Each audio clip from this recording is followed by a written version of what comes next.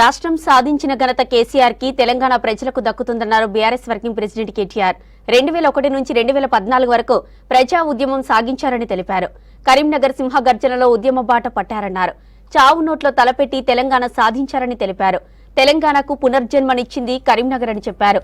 ఏదో సాధించినట్లు కాంగ్రెస్ నేతలు విజయోత్సవాలు చేస్తున్నారని ఆగ్రహం వ్యక్తం చేశారు. ఇక మరోసారి పోరుబాట పట్టాల్సిన అవసరం తెలంగాణ ప్రజలకు వచ్చిందన్నారు కేటీఆర్. కరీంనగర్ జిల్లా అలుగురూరులో దీక్షా దివస్ సభలో పాల్గొన్నారు కేటీఆర్.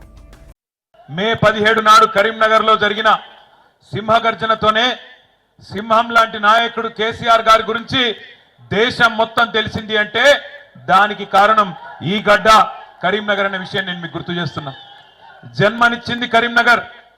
2006లో ఎక్కడున్నది తెలంగాణ అని ఈసడించుకున్న కాంగ్రెస్ వాళ్లకు 2 లక్షల ఓట్లతో సమాధానం చెప్పిన గడ్డ, పునర్జన్మనిచ్చిన గడ్డ కూడా ఇదే కరీంనగర్. కరీంనగర్ పోరాట స్ఫూర్తి లేకపోతే ఇవాళ వాస్తవానికి తెలంగాణ రాష్ట్రం సిద్ధించునో లేదో నాకైతే అనుమానమే. మొదటి దశ ఉద్యమంలో 370 మందిని కాల్చి చంపిన 11 మందిని ఆనాడు ఎంపీలను తెలంగాణ ప్రజలు గెలిపించిన వాళ్ళని తీసుకుపోయి మళ్ళొక్కసారి తెలంగాణ ప్రజల ఆకాంక్షను బేఖాతరు చేసింది కాంగ్రెస్ పార్టీ.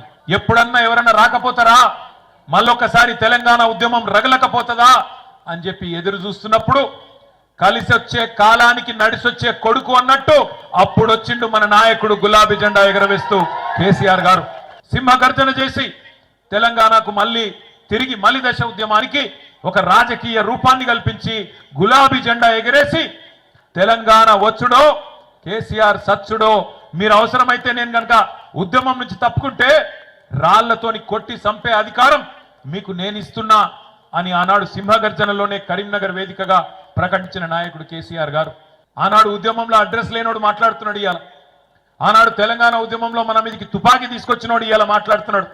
సోనియమ్మ తెలంగాణ ఇవ్వకపోతే మీరు నాంపల్లి దర్గా కాడ అడుక్క తింటుండే అని మాట్లాడుతున్నాడు తెలంగాణ ప్రజలను ఉద్దేశించి. ఇవాళ గద్దెనెక్కినోడు ఆయన ఇవాళ అదృష్టవంతుడు. అధికారం ఆయనకు ఉండొచ్చు, అధికారం నీకుండొచ్చు, కానీ తెలంగాణ ప్రజల అభిమానం ఖచ్చితంగా కేసీఆర్ కు ఈ గులాబీ జెండాకే ఉన్నది. ఇది అక్షర సత్యం. ఏ రోజుకైనా ఏ నాటికైనా తెలంగాణ చరిత్ర రాసిన రోజు కేసీఆర్ గారు హిమాలయాల పర్వతమంతా ఎత్తున ఉంటే కనీసం నువ్వు ఆయన కాలి గోరికి కూడా సరిపోని పాత్రలో ఉంటావు అనేది అక్షర సత్యం.